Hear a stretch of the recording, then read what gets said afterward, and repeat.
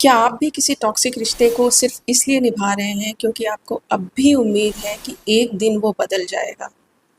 अगर हाँ, तो शायद समस्या उस इंसान से भी बड़ी हो चुकी है, क्योंकि कई बार हमें कोई इंसान नहीं, बल्कि हमारी अपनी उम्मीद बाँध कर रखती है और यही उम्मीद आपको कई बार महीनों नहीं, सालों तक उस जगह रोके रखती है, जहाँ आपको कभी नहीं रुकना चाहिए था।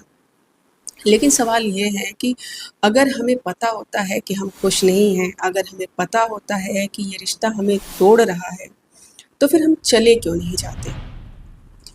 अगर आप भी कभी किसी दर्द भरे रिश्ते में रुके हैं, तो शायद आपने खुद से ये सवाल ज़रूर पूछा होगा कि मुझे पता है कि मैं खुश नहीं हूँ, तो फिर मैं गई या गया क्यों नहीं? तो शायद इस वीडियो में आपको उसका जवाब मिल जाएगा। आइए जानते हैं आखिर समझदार, संवेदनशील और अच्छे लोग भी टॉक्सिक रिश्तों में क्यों फंसे रह जाते हैं। सबसे पहले बात करते हैं उस कारण की जो बहुत ही सकारात्मक लगता है, होप। अब आप कहेंगे कि होप तो एक अच्छी चीज़ है, फिर वो कारण कैसे हो सकता है? तो इसका जवाब है ट्रैप।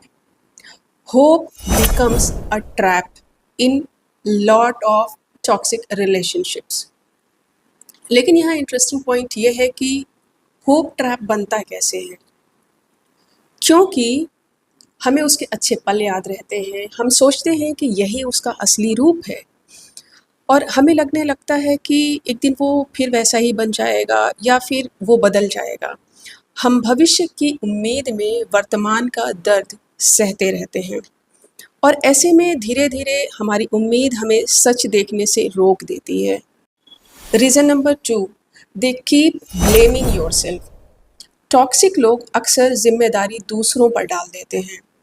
धीरे-धीरे हर समस्या का कारण हम खुद को मानने लगते हैं और ये मानने लगते हैं हम कि शायद गलती हमारी ही होगी। हमें लगता है कि शायद हम बेहतर कर सकते थे और इस तरह रियल प्रॉब्लम को आइडेंटिफ़ाई करने की बजाय हम खुद को बेहतर करने की कोशिश करने लगते हैं, लेकिन सिचुएशंस को नहीं बदल पाते।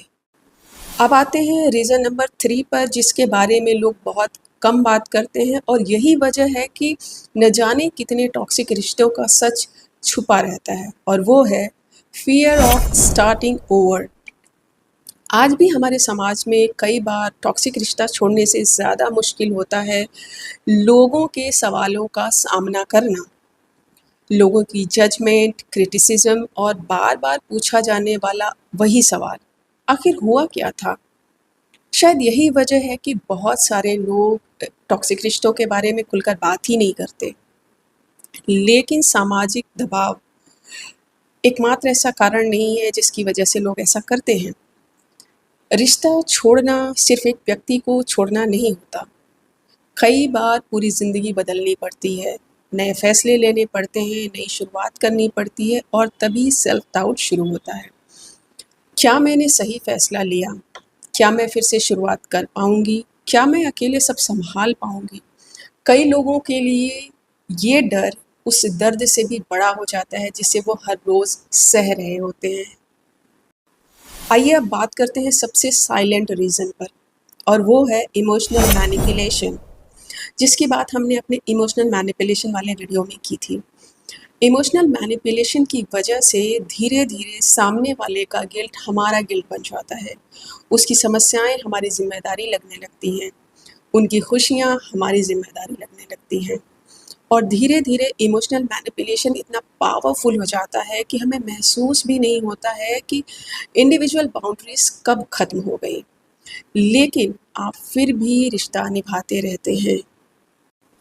अगला रीज़न है फ़ियर ऑफ बीइंग अलोन। कई लोग अकेले रहने से इतना ज़्यादा डरते हैं कि उन्हें टॉक्सिक रिश्ता भी अकेलेपन से बेहतर लगता है। उन्हें डर होता है कि शायद उन्हें फिर कोई नहीं मिलेगा, शायद कोई उन्हें समझेगा नहीं। लेकिन यही डर उन्हें उस दर्द से बाँध कर रखता है, जिससे वो खुद को बचाना चाहते हैं। अब बात करते हैं अगले रीज़न की, जिसे जानकर आपको सबसे ज़्यादा हैरानी होगी। When you are in love with their potential, आप उसके फ्यूचर वर्जन से प्यार करने लगते हैं, जो कि सिर्फ आपके इमेजिनेशन में होता है।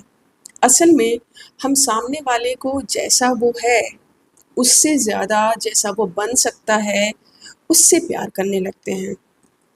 हम उसके पोटेंशियल से जुड़ जाते हैं कि भविष्य में वो ऐसा बन जाएगा, वैसा हो जाएगा, और यही वजह है कि हम उसके आज के टॉक्सिक बिहेवियर को इग्नोर करने लगते हैं और इस तरह हम उसकी रियलिटी के बजाय इमेजिनेशन से रिश्ता निभाने लगते हैं।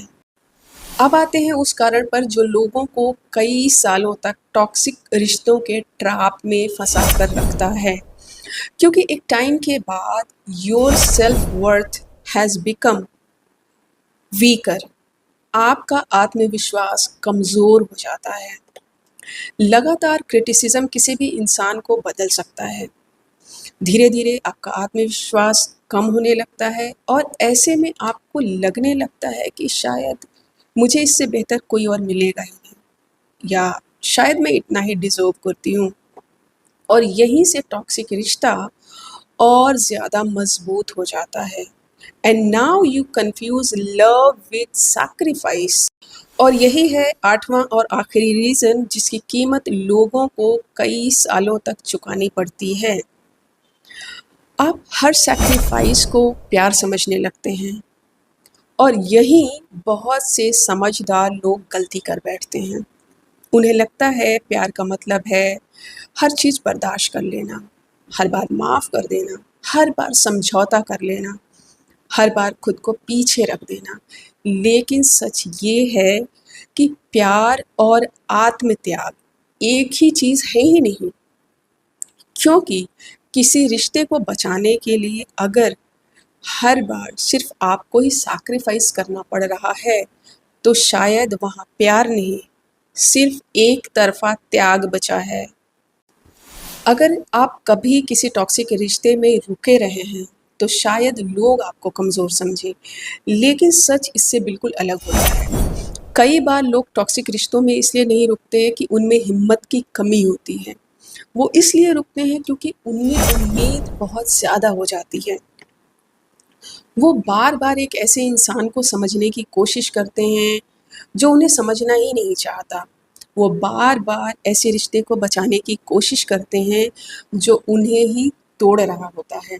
लेकिन एक कड़वा सच हमेशा याद रखिए, किसी रिश्ते को बचाना सिर्फ़ एक व्यक्ति की ज़िम्मेदारी नहीं होती और प्यार का मतलब खुद को मिटा देना नहीं होता। क्योंकि जिस रिश्ते में आपको बार-बार अपनी खुशी, अपनी बाउंड्रीज़, अपनी सेल्फ रिस्पेक्ट और आखिर में खुद को ही खोना पड़ रहा है, वो रिश्ता आपको बचा नहीं रहा होता। वो धीरे-धीरे आपको आपसे ही दूर कर रहा होता है।